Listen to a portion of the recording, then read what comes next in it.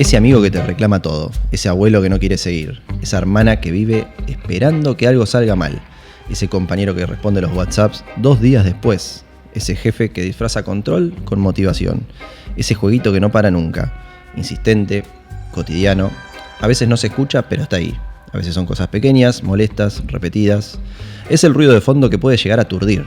En este podcast hablamos de eso, de lo que incomoda, de lo que pesa, de lo que parece normal pero nos afecta. Porque entender el ruido es el primer paso para bajar el volumen. Bienvenidos, bienvenidas, esto es Ruido de Fondo, soy Tato Vallejos y hoy vamos a hablar de sexualidad con Manuela Bravo.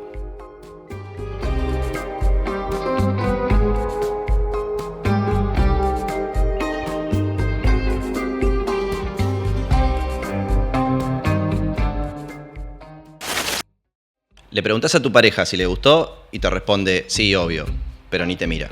Y vos te quedás pensando si es verdad o si solo no quiso seguir hablando. Escuchás a tus amigos hablar de sexo y parece que todos la tienen recontra clara. Todos pueden, todos quieren, todos llegan. Y vos te preguntás si sos el único o la única que a veces no lo hace. El deseo también tiene su ruido de fondo. La exigencia, la culpa, la comparación. Eso que no nos deja disfrutar, ni sentir, ni decir. Buenas, Manuela, ¿cómo estás? Bien, ¿todo bien vos? Bien. Che, ¿cómo hacemos con el placer en una época en la que el placer está mucho en los likes, en los comentarios, en la aprobación de la otra persona?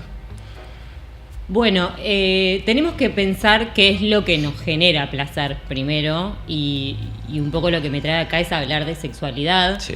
Y entendemos que podemos pensar hoy la sexualidad como un poco interrumpida por todo esto y porque solemos pensar la sexualidad desde una lógica tradicional y tenemos que pensar primero que los vínculos y que la manera de vincularnos con otros y con otras cambió rotundamente y que hoy tenemos como medio de comunicación las redes sociales. Que eso lo que hace es cambiar la forma. Digo, ni mejor ni peor. A veces tenemos esta idea de que, bueno, antes de alguna manera teníamos la posibilidad de encontrarnos con otros en algunos lugares y hoy tenemos la posibilidad de tener otra mirada sobre la persona que queremos conocer y que las lógicas son distintas, las dinámicas son distintas y nos está costando un poco adaptarnos a eso. Tenemos mucha diferencia entre las generaciones de los que hoy somos adultos y adultas y los adolescentes. ¿Qué diferencias hay? Bueno, principalmente los mensajes que se dan. Los adultos y adultas no entendemos cómo hablan los adolescentes. Realmente... ¿Pero está mal eso? ¿No es propio de la edad por ahí? No está mal. Sí nos pasa que solemos evaluar las dinámicas de los adolescentes en términos de las dinámicas que tenemos los adultos. Claro. En relación a toda la cuestión digital, nosotros no tenemos una crianza en lo digital, con lo cual no nos parece natural, si se quiere, entre comillas. Y a quienes son adolescentes hoy, sí. Ya crecieron con lo digital, con las redes sociales, con la foto, con los likes, con estos intercambios que para nosotros realmente son ajenos. Entonces nos cuesta un poco pensarnos, me parece interesante pensar esto, son términos distintos en términos de vincularnos y como parte de las vinculaciones que tenemos con otros está la parte de la sexualidad, como una parte más de esta manera de vincularnos. Interrumpida, podemos decir, o complejizada o diferente en términos de pocos años. Han cambiado, claro, en pocos años rápido. Va cambiando mucho. ¿Sí? Realmente nos encontramos con que 5 años más, 5 años menos en una persona cambia totalmente. Quizás a vos te pasa que no entendés las redes como las entiende una persona que tiene 5 o 10 años menos. Sí. Y eso hace que nuestro encuentro con otros sea distinto. En términos de sexualidad y en términos de vinculación, sí, en términos de amor, de amistad, entre ellas los encuentros sexuales. ¿Y cómo impacta la cultura esta de la performance, esto de tener que rendir siempre en la sexualidad? Bueno, en eso hay un término que es bastante nuevo en sexología que es ansiedad por rendimiento, ¿sí? Mirá. Y tiene que ver con esto de anticipar que tenés que tener un desempeño espectacular y que el momento del encuentro sexual tiene que ser fuegos artificiales y tiene que ser todo espectacular. Largo, intenso, que se viva con una gloria absoluta y sabemos que no todos los encuentros sexuales tienen esa dinámica, pero en esta ansiedad, como en cualquier otra actividad, pero en lo sexual se está dando mucho, esto de anticipar que tenés que tener determinado desempeño y que no te va a salir. O sea, esto es lo que trae un poco malestar. Y también observo que en las mujeres nos pasa esta ansiedad por rendimiento, pero relacionado más a la estética. Digo, al varón, a la persona con pene le pasa en relación a tener una erección y sostenerla, y a la mujer le pasa, o a las feminidades les pasa con la cuestión estética. Voy a tener panza, no voy a tener panza, se me va a ver un rollito. Y eso hace que anticipadamente se evalúe la situación como negativa, porque lo que tiene que ver con la ansiedad anticipatoria suele tener como resultado el pensar que no te va a salir bien. Claro. Digo, es raro que si nos genera malestar estemos pensando, che, la voy a romper hoy, voy a estar espectacular o me voy a ver divina. Y esto hace que lleguemos al encuentro sexual un poco derrotados ya. Como bueno, Qué la bajón, verdad no todo me va a entrada salir. Claro. La verdad no me va a salir, no se me va a parar o no lo voy a poder sostener, o hoy estoy hinchada, no me veo bien. Y esto trae que hoy se esté pensando como una de las variables que tiene que ver con que hay menos actividad sexual, ¿sí? Esto seguramente lo han escuchado, que se ha comentado en varios medios de comunicación, que en estudios comparativos de hace más o menos 20 años, creo que es del 2015 la última medida, se vio que las personas tienen menos actividad sexual con otros, ¿sí? Menos actividad sexual con otros y menos actividad sexual en solitario. ¿Sí? Las personas tienen menos actividades sexuales. ¿Por qué eso? Esto no se sabe bien si hay una sola razón. No, claro. ¿Sí? Podemos pensar en distintas cuestiones. Primero, esto que conversábamos de que la manera de vincularnos cambió. O sea, no es el varón propone, la mujer dispone, como se decía antes. Hoy podemos pensar en la posibilidad de que los varones no tengan ganas, que esto es algo que todavía les impacta un montón a los varones, esto de que tener que querer siempre. Y también han cambiado las dinámicas en cuanto a la mujer, que está solo con un varón y que busca solo el amor, y que hoy se encuentra con posibilidades de experimentar y de tener sexualidad con distintas personas y que eso esté todo bien. Digo, esto es uno de los términos de que las cuestiones sociales han cambiado. Otro es que me parecía interesante, estaba escuchando la nota que hiciste con el antropólogo y hablaba en términos de productividad o de producción, creo que decía él. Como todo, la sexualidad termina entrando en esta lógica de producción, y cuando nosotros estamos todo el día laburando y pensando en hacer y pensando en la casa, la compra, los chicos, ¿cómo llegás a un encuentro sexual con otro?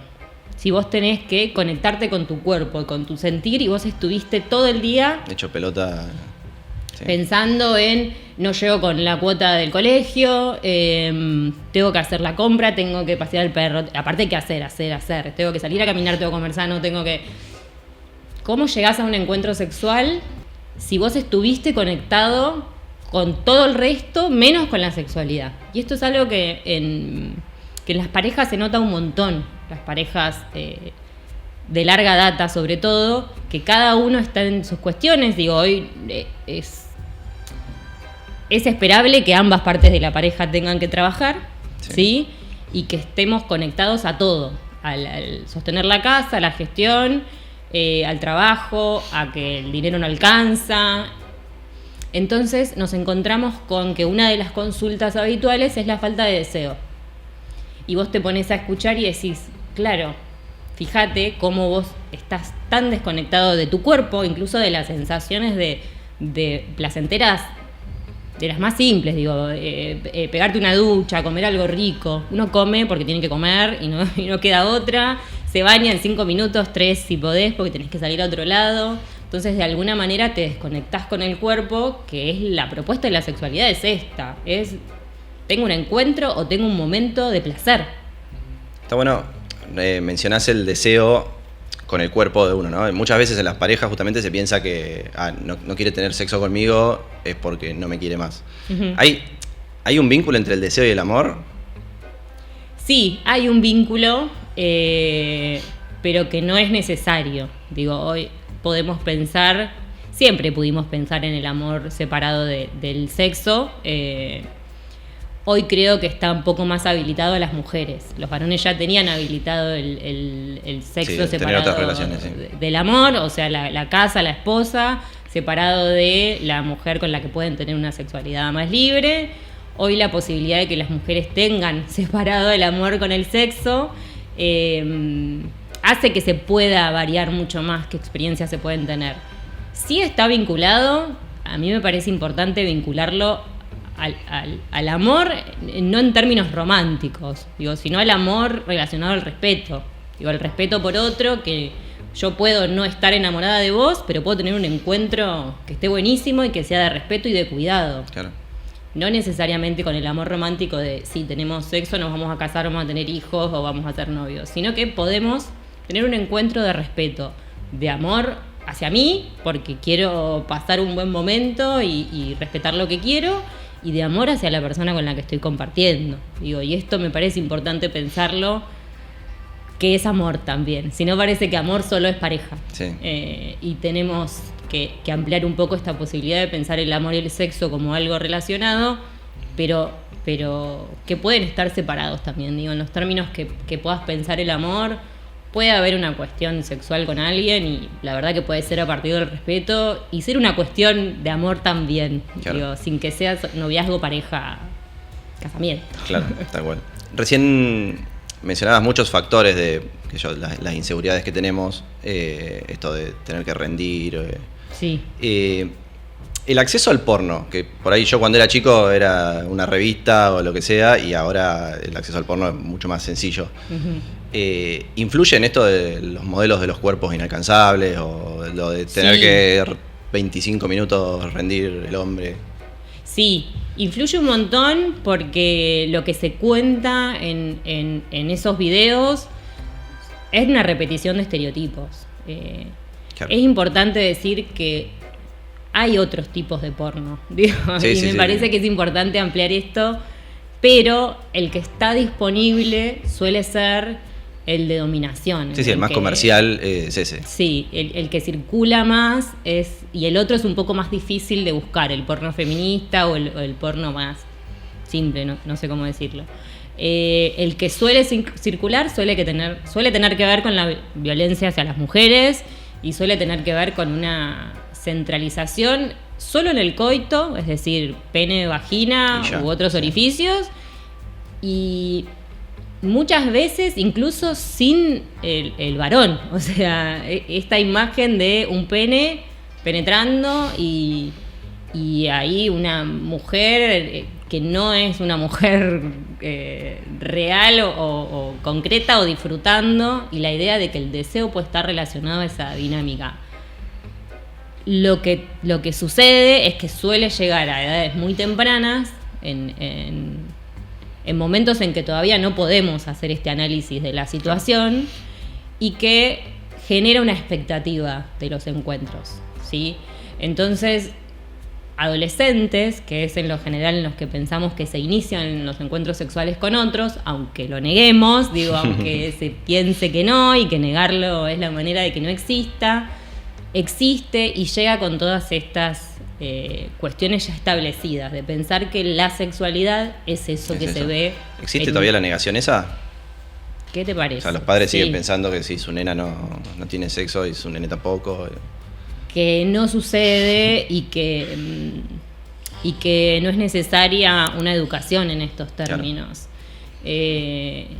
Y esto es terrible, porque creemos que negando esta situación la sexualidad no va a llegar, y yo siempre le pregunto esto, mamás y papás, ¿a qué edad tuviste tu primer encuentro sexual?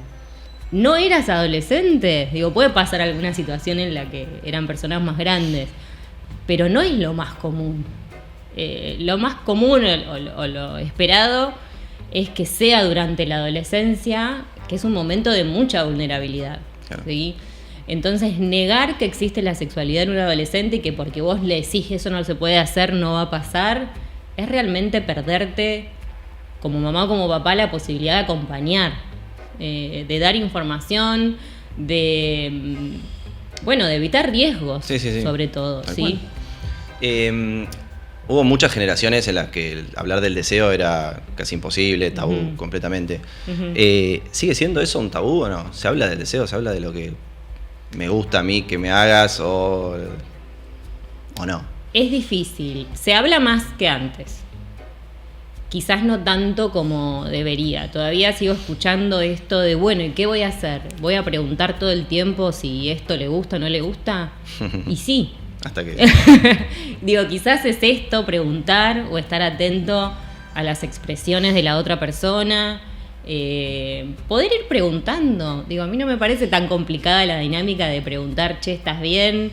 ¿Te gusta esto? ¿No te gusta? ¿Cambiamos? ¿No cambiamos? Digo, me parece que es importante entender los encuentros sexuales como un momento de vincularnos con otros. Entonces, ¿por qué no podrías preguntar si lo que está pasando está bueno? Digo, si vos invitás a alguien a comer a tu casa y te pide la sal, se la das. Sí, tal cual. Si invitás a tomar un mate y te pide, che, poner un poco de azúcar, le ponés. O sea, no es tan complicado ir chequeando.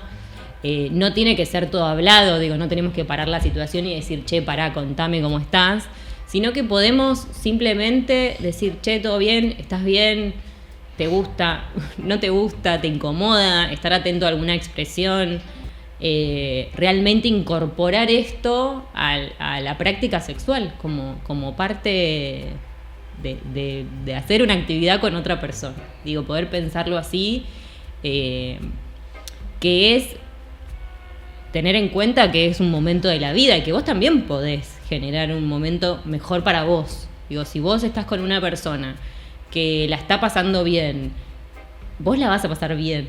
Digo, a no ser que disfrute de que no la pase bien. Pero digo, ahí ya estamos hablando en otros términos. Pero me parece que se está hablando más de deseo. Me parece que no se habla lo suficiente, que todavía sigue estando la creencia o el prejuicio de que el deseo es instantáneo y de que si yo estoy con mi pareja en el medio del bosque, voy a tener un momento de deseo irrefrenable en el cual no voy a poder evitar tener una relación sexual en ese momento, y eso me parece que hay que seguir desmitificándolo. ¿Por qué pasa eso?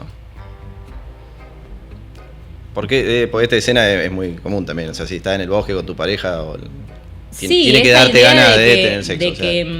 Yo creo que lo que está en el fondo de esto es la idea de que la sexualidad es una cuestión natural. Digo, como si hubiese realmente algo natural en el ser humano y que no esté mediado por lo cultural. O sea, no hay nada hoy que no esté mediado por lo cultural. Me podés decir, comer es algo natural, pero vos comés en una mesa, con platos a la hora que hay que comer. Dormir es natural, pero vos dormís en una cama, con sábanas a la hora que te tenés que dormir. Como todo esto, lo sexual también está mediado por lo cultural, pero venía con este mito de que el deseo es una cuestión instintiva e irrefrenable.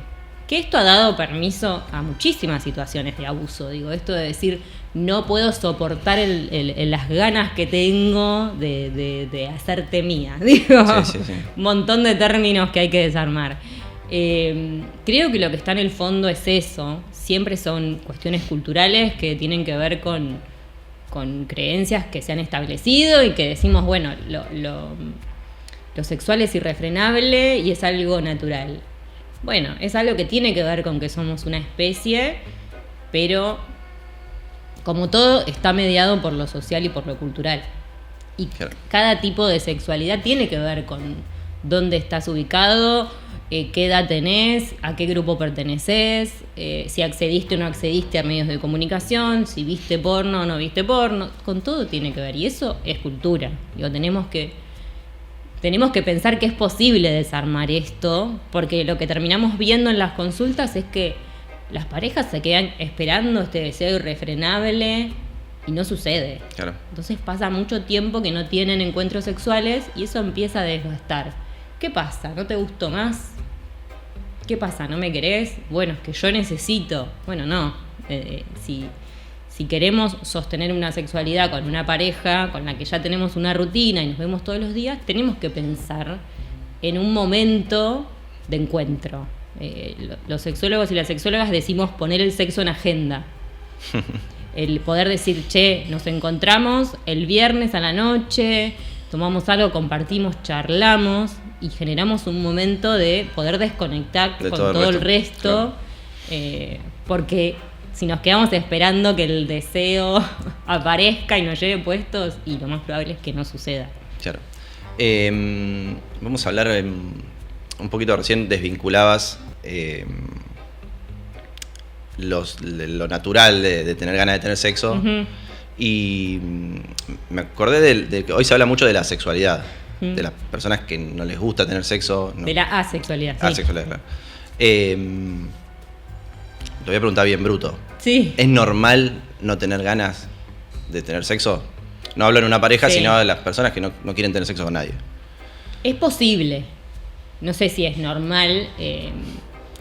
Sí, la palabra normal es horrible. La palabra normal no nos gusta mucho, sacamos. Pero no, hablemosla porque también está bueno decir que normal se piensa en términos estadísticos. Sí. Lo que es normal es lo que le pasa a la mayoría.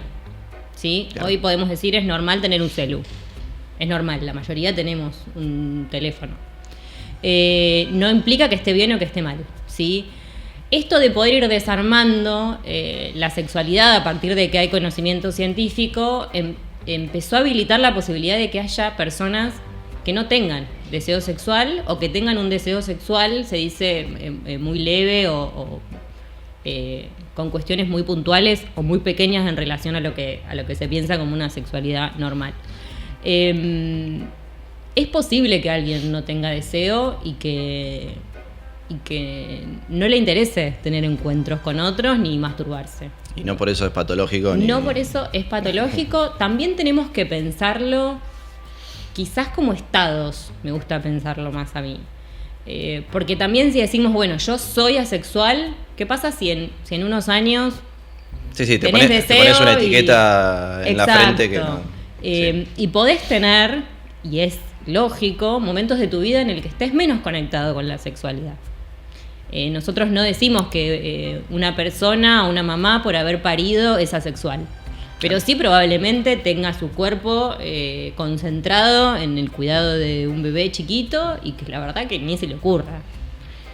No le pase por la cabeza, ni por el cuerpo, digo, no solamente por la cabeza, sino por ese cuerpo dedicado al cuidado de un bebito, el tener deseo. Y por eso no diríamos que es asexual. Sí es algo que muchas personas lo usan para definirse a sí mismas y me parece recontra válido. Viene un poco de la mano de la novedad de que el sexo no es una necesidad básica.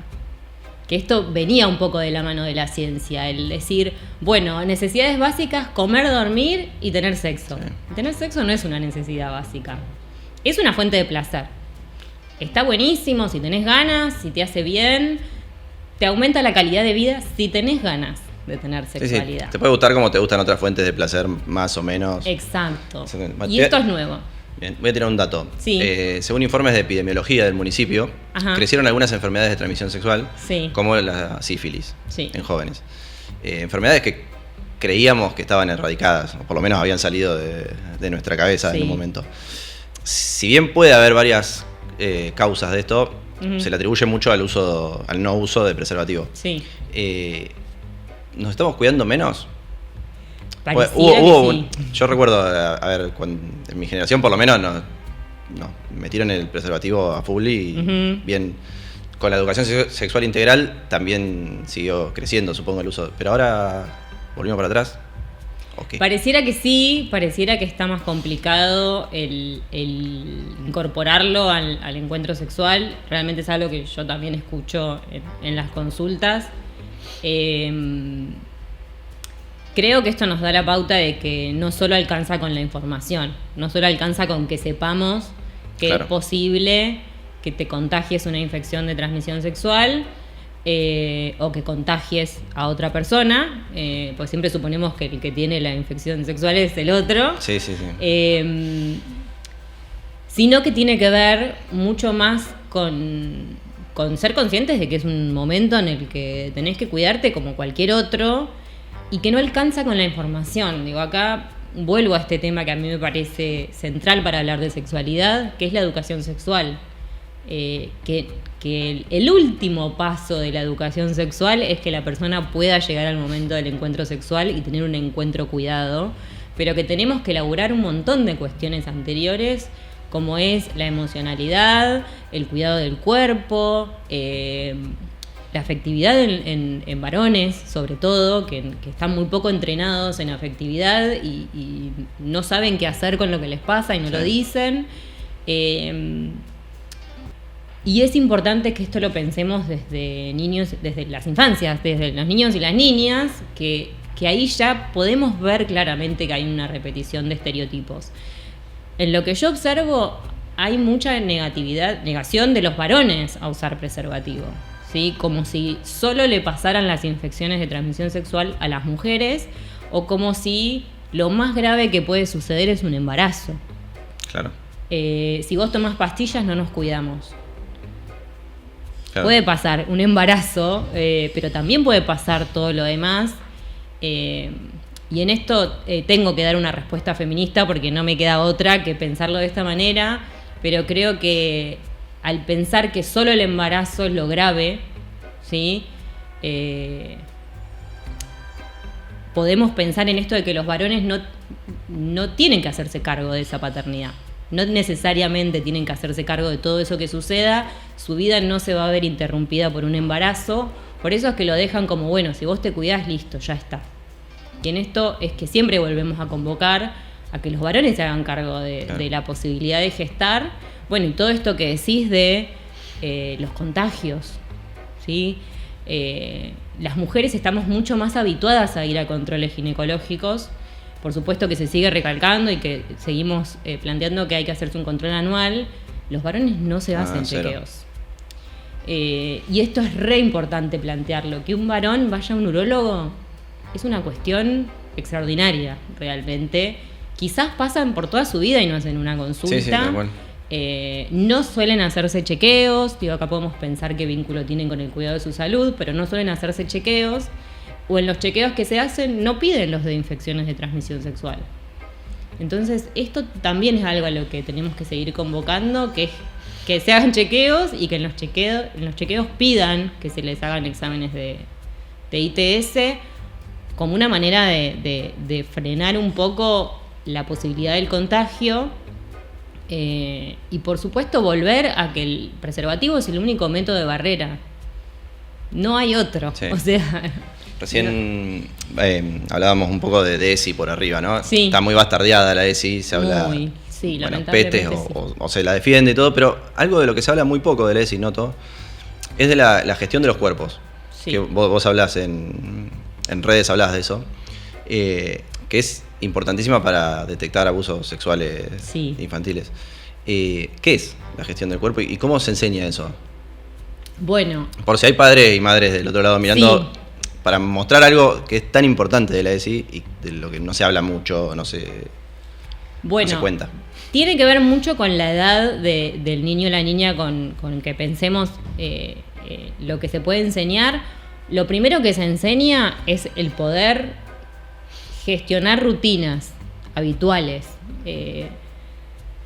Prepararte la ropa, ponértela, ir al baño solo. Digo que acá hay una gran pregunta. Claro. Y yo suelo dar charlas en jardines para mamás y papás y suele surgir esta pregunta: ¿cómo hago para lograr que gestione el baño solo? Porque no se sabe limpiar, no se puede limpiar, termina llamando a un adulto. Y acá es donde traemos el conocimiento de la gestión del cuerpo, que es que este niño o esta niña pueda ir al baño sin la asistencia de un adulto. Digo, si está el adulto de cuidado, no pasa nada, pero ¿qué pasa si no está ese adulto y le pide asistencia a otra persona? Esto para dar lugar a que el niño o la niña aprenda de a poco e incorpore la posibilidad de que nadie tenga que tocar su cuerpo. ¿Sí? Si los cuerpos de los niños son manejados y manipulados y corridos y subidos y bajados, ¿cómo ese niño o esa niña va a diferenciar cuando un tocamiento es sexual? Claro. El niño no sabe. No tiene todavía la capacidad de entender la sexualidad y de entender qué hay en la mente de la otra persona. Con lo cual muchas veces los niños y las niñas no se dan cuenta de que están sufriendo un abuso sexual hasta que llega esta información. Y con esto te sumo algo un poco polémico también. Digo, nosotros pensamos en general en niños o niñas que son víctimas de abuso, sí, y que puedan detectarlo, que esto es recontra remil importante. Pero también en poder pensar la gestión del cuerpo y el respeto por mi cuerpo y por el cuerpo del otro, también puedo pensar en los futuros abusadores. Digo, nosotros tenemos que pensar que hoy los que son niños y niñas son los abusadores del día de mañana. Y eso es una cuestión estadística. Digo, eso sí, no lo digo yo porque soy mala y cómo voy a pensar en esto. Siempre hubo personas que abusaron. Va a seguir habiendo. Sí, va a seguir, sí, tal cual. Entonces, no solo tenemos que pensar en quienes son víctimas tengan que armarse de herramientas para evitarlo, sino también tenemos que pensar en personas que puedan entender que el cuerpo del otro no es una cosa. Y esto tiene que ver con aprender que mi cuerpo no es una cosa. Y se aprende de esta manera, desde lo más simple, que es poder manejar lo primario, digo, el poder... Pienso siempre este ejemplo de ir al baño porque es lo que sale, pero también en pensar qué remera ponerme, qué remera me gusta, con qué lo quiero combinar. ¿Quiero saludar? ¿Quiero dar un beso? Esto que se trae como nuevo. Bueno, no. Dale un beso sí o sí. Bueno, voy a dar la posibilidad de que si no le quiero dar un beso al adulto, no se lo doy, no voy a negociar que tiene que saludar, por ejemplo. Claro. ¿Sí? Sí. Acá es donde un poco parece, bueno, sí, ¿cómo no va a saludar? Se van para otro lado. Claro. Extremizan, digamos.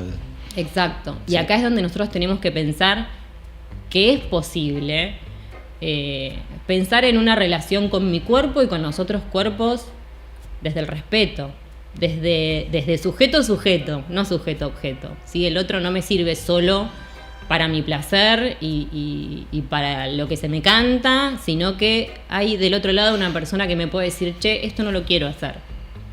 Un amiguito, digo, estoy pensando desde lo simple. Solemos irnos un poco a cuestiones de abuso y cuestiones terribles que suceden, digo, también tenemos que pensarlo en estos términos, pero mucho más cerca y en lo cotidiano tenemos que poder habilitar a estas gestiones del cuerpo. Que hasta dónde se puede habilitar, hasta dónde se puede acompañar y hasta dónde un niño o una niña puede manejar su cuerpo. Nosotros no podemos pensar en un nene de 1 año que vaya al baño y se limpie solo. Pero sí podemos empezar a incorporar habilidades para que esa gestión sea cada vez más propia.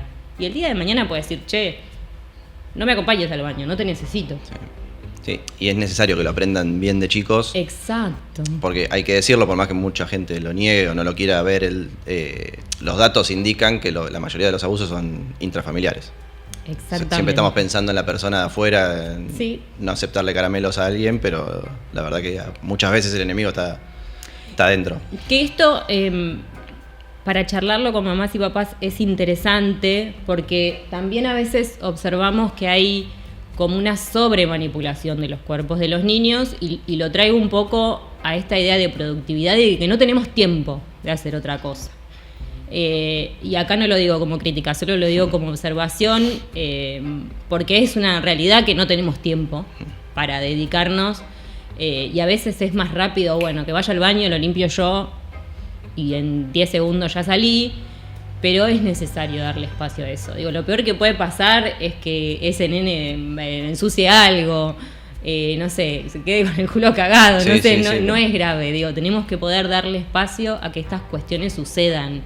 Y a veces nos encontramos con esto, de que mamás y papás están tan apurados que no pueden frenar a decir, che, ¿cuánto le tengo que dedicar a este momento de que pueda ponerse el pantalón solo, de que pueda vestirse solo, de que pueda pedirme agua cuando quiere, comer un poco lo que quiere, un poco lo que tiene que comer? Digo, acá es, si no, es todo rápido, ya, no tenemos mucho espacio para nada y la educación de un niño requiere tiempo, no hay otra. No queda otra. Bueno, sí, todo rápido, hablamos un montón y podríamos hablar 5 horas más. ¿Hay algo que no te pregunté y te hubiese gustado que te preguntara en esta ocasión? Me parece interesante hablar un poco de esto de poder desarmar, que qué estereotipos nos habitan en cuanto a nuestro desempeño en la sexualidad y en los vínculos, y me parece interesante pensar qué es lo que queremos, independientemente del género que tengamos, o Sí. de si tenemos pareja, si no tenemos pareja, el estar pensando tanto en lo que hay que hacer y no en lo que queremos. Y acá es donde traemos un poco de vuelta esta idea de que el deseo es variable, digo, que no es el mismo toda la vida, que puedo tener momentos en que tengo mucho deseo y que me puedo excitar fácilmente, y hay momentos que no, y que eso requiere, si yo quiero recuperar, por ejemplo, el deseo con mi pareja, le tengo que dedicar tiempo. Digo, volvemos un poco a esto de buscar soluciones rápidas. Bueno, dame el tip, así yo vuelvo a tener sexualidad con mi pareja ahora, ya, el fin de semana. No lo tenemos. Es más Sexólogos complejo. y sexólogas, yo prometo que si lo tenemos algún día se lo vamos a decir, pero no existe porque somos muy complejas las personas. Entonces tenemos que... Digo, creo que lo distinto de las propuestas terapéuticas en general es que le estás dedicando un tiempo a eso que, Claro. que te hace sufrir, o que te molesta, o que te aqueja, y creo que esa es la clave, el poder dedicarle un tiempo, por lo menos para pensar qué es lo que querés, para sentir qué es lo que te gusta, y volver a conectarte con cuestiones tan simples y que estamos tan conectados como el placer y las sensaciones físicas, que realmente nos pueden generar una mejor calidad de vida. Digo, si uno está conectado con eso y sabe lo que le gusta y no entra en esta lógica de tengo que cumplir 2 veces por semana como mínimo, tener sexo, porque las parejas que tienen sexo tienen... Bueno, eso... En un momento la sexología tuvo esa pregunta e intentó responder cuántas veces a la semana. una persona tenía que tener sexualidad para tener una sexualidad sana, hasta que se dieron cuenta de, che, esto no existe. Esta respuesta no existe, no la vamos a poder dar. Lo van a tener que descubrir ustedes solos. Claro. Bueno, gracias por venir, Manu. Gracias por invitarme. Bueno, y gracias a todos ustedes por estar ahí. Suscríbanse en el canal de YouTube. Nos vemos la próxima.